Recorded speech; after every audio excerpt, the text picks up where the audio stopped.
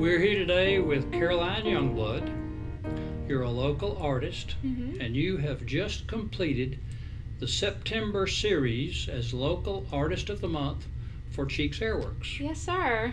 And we are very proud that you decided to help us out and be on our Facebook as our Artist of the Month. Of course. We've had lots of comments, and we've really enjoyed having your art on our page. Got a couple of questions for you. Okay. One of them is, how did you happen to get started as an artist? I mean, did you just wake up one day and decide that you wanted to be an artist, or did you try and like it? Well, I love to draw all my life, and I was always very creative, but I didn't decide I wanted to be an artist, or it was really that I wanted to study art. I didn't know that I wanted to be an artist because I really didn't know what that meant. But when I got my bachelor's degree from LSU, and I spent my first 3 years taking all my core classes and getting everything out of the way. But I remember my very first semester in college, I took an art history class. And in high school, I had never had anything like that. And so that was my favorite class. I wanted to read my art history books all the time. I wanted to learn, more about it. And after that, that was kind of in the back of my mind of, maybe to pursue art history or something like that. But after my third year in school, I finally was able to take an art class, take a drawing class.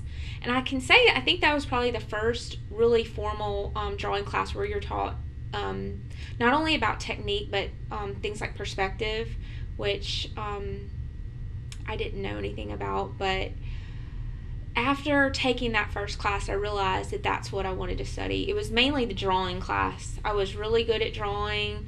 I felt really at peace when I was drawing. I liked being able to concentrate, like really focus on something for a long time, and then after 40 or so hours, you have like this beautiful product. But I had never painted before. I had done drawing, and so I took that first drawing class, and the next semester I took a painting class, and painting was a little bit more difficult because I had never done it before, but I knew that with a lot of practice, it was something that I could continue learning for the rest of my life.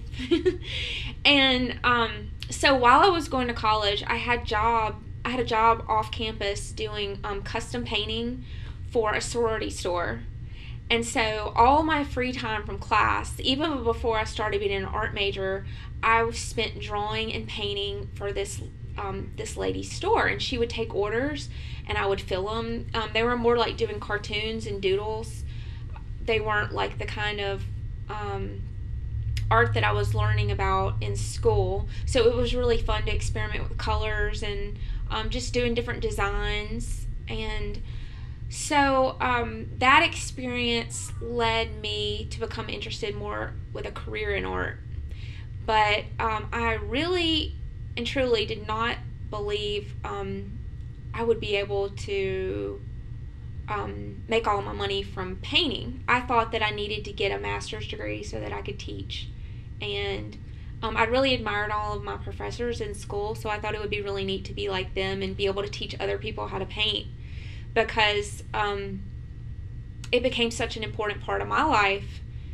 But over the years, I spent most of my time painting and less of my time interested in teaching.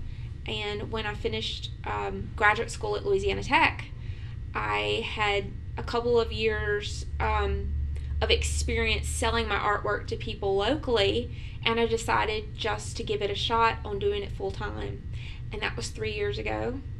And I'm very, very happy now to say that I'm a full-time artist. Wow. Which is awesome. There aren't too many full-time artists in this area, I would guess. I don't think so. Well, you mentioned earlier today, I went out and looked at your art studio, at your home, and there were paintings everywhere. So, you mentioned that you start a painting, and then you'll kind of stop on it and reach a stopping point, and you'll start another one. And so I think you had maybe several that you were in the process from start to finish on those paintings? Tell us. Well, what I basically do is, it's not that I just start one and get it started and then do another one. It's almost like I create an assembly line. Mm-hmm. So maybe I'll have 5 different canvases set out, or I'll have 5 canvases and 5 sheets of paper, or I'll have 3 big paintings and 2 small paintings, and they all kind of work together. And what I call that is working in a series form, where you're working on 2 or more paintings. In my case, a lot more than that. And there's something consistent about all of them. You're working with a theme. You're working with certain colors. You're working with a certain concept. And whatever that is unifies the whole series.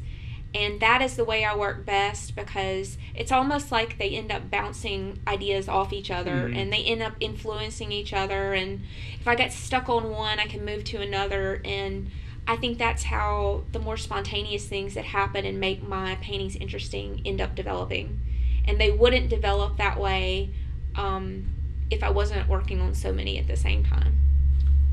Well, you mentioned today that you have learned over the years that the things that you thought you knew to start with, maybe you didn't know, or you learned some things and then built on those. And we discussed a little bit about how time and experience enhances our perception.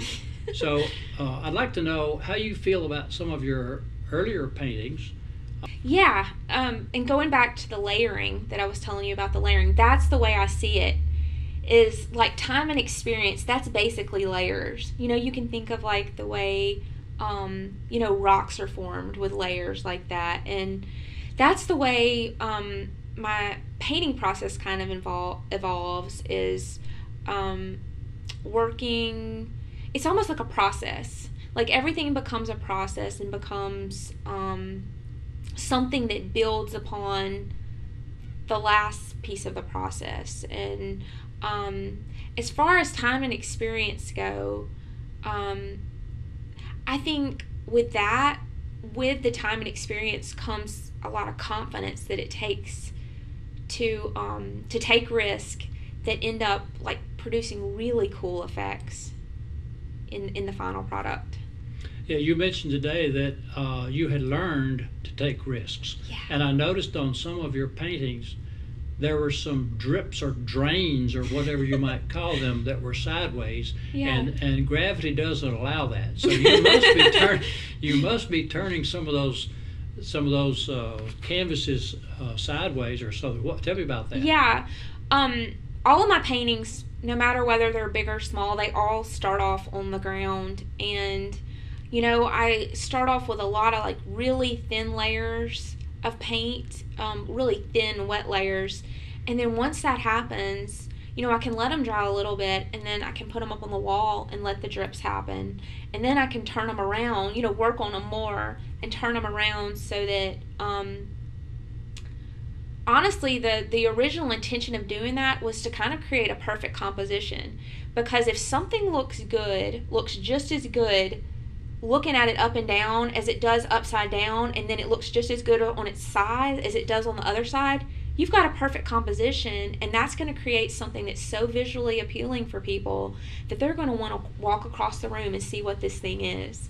And so the way that I found of getting that effect in my compositions is by rotating my paintings around a lot, because that's when like really cool shapes can come out, and the paintings don't seem like so frozen and lifeless. They really start to breathe almost when you move them around like that.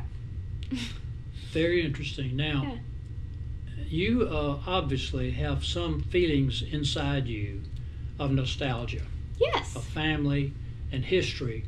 You mentioned that you liked art history. I love art history. And I love any kind of history. Yeah. The first painting you had, the first week that we had your weekly Artist of the Month Facebook post, was a family sitting around the dinner table, and there were menus, recipes yeah. on the wall. Yes.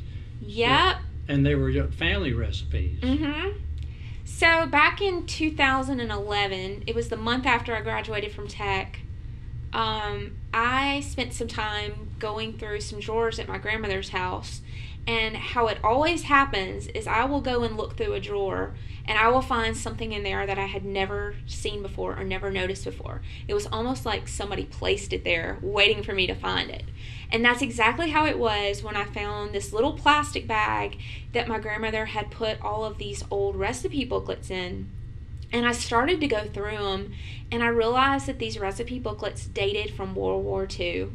She had saved these from trips to the supermarket when it was right after World War II is what it was. And a lot of them mentioned things about rationing, mentioned things about ways to add more protein to food, like with things like Knox gelatin.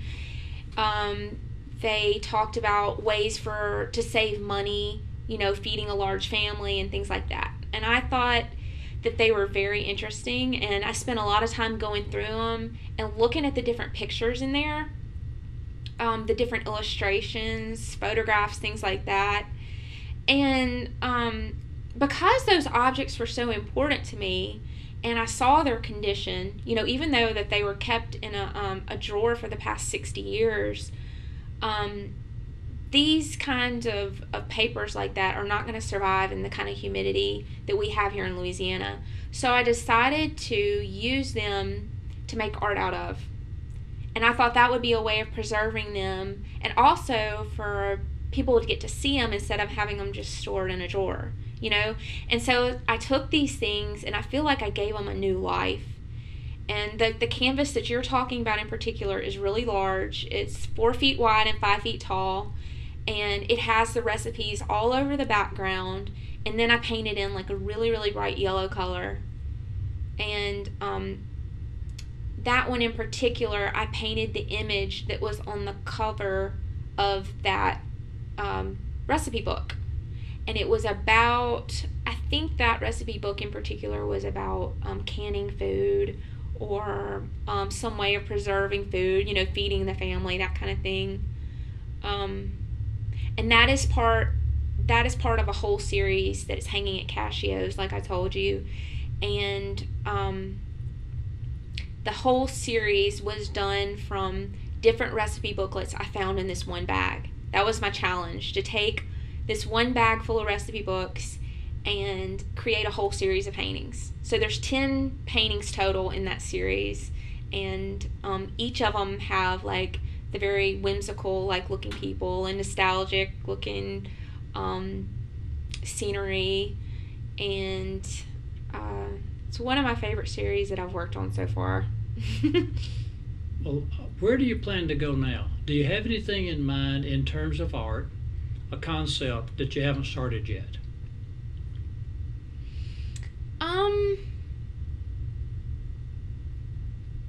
I really like working from old films. I've done 2 series so far working from films, and I'd like to do that again. I know that's not necessarily something new, but I'd like to take that idea and really expand on it, because I like to take my paintings and because I work in a series form and there's usually a lot of them, I like to almost create an environment when they're hung all together in different places.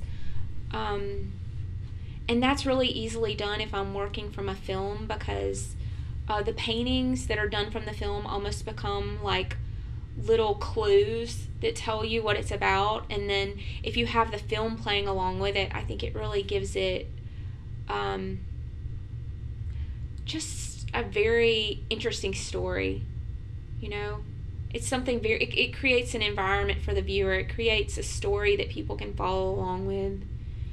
And other than that, I really don't know. I never really know what I'm going to work on next until I'm working on it. That's just the way it happens. I don't realize how interesting something is until I've done 30 paintings of an oyster shell. Like, I would have never told you this time last year that I'd be painting oyster shells nonstop. Yeah. But I always just end up finding things, and I find something and then I just go with it. You make your living painting, selling your artwork. Mm-hmm. So tell us how, if we like your work, where we might purchase it or where we might see it and look at it. Okay, well, the number one place would be on my website, you can look at my website, CarolineYoungblood.com, and see all of the work I've done since, I think, 2008. So almost 7 years worth of work on there. I try to keep it fairly well updated. There's also 4 different businesses in Monroe that have my artwork on display. There's Arlette Salon on 18th Street, Caccio's on Trenton Street, Pearl Pumphrey's on Cypress Street, Woodstock Furniture Revival on North 3rd Street, and then my studio on Hilton, if anybody wanted to come by and see what I'm working on there. In Ruston, I have a number of paintings at the Chartreuse Pier that's on West Park also. Very good. Mm-hmm. We sincerely appreciate your being our September Artist of the Month for Cheeks Hair Works, and we wish you the best. Well, I appreciate it. Thank you. Nice to meet you.